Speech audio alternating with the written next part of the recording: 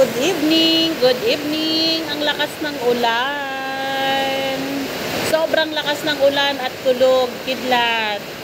Ayan, sumilip ako sa labas dahil nung nakaraang ulan, umapaw yung aming alulod. Kasi pala, si Liam, nagtapon ng laruan.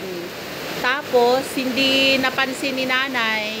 Tapos, hindi nakuha. Sa sobrang lakas ng ulan, na punta doon sa may alulod. Kaya pagsilip ng aking mister, nakatakip doon talaga sa labasan ng tubig.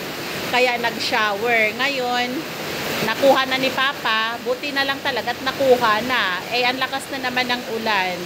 Ayan, kaya sinilip-silip ko kung may mga ano ba, yung kung tumulo pa. Kasi nga as in, ang lakas nag-shower talaga dyan sa harapan namin. Ayun mga my loves, ingat ang lahat dahil grabe ang kulog at kidlat, delikado. Ligong-ligo na naman ang aking mga tanim at ilang araw ko silang hindi diniligan. Ayan, bye-bye for now. Thank you so much.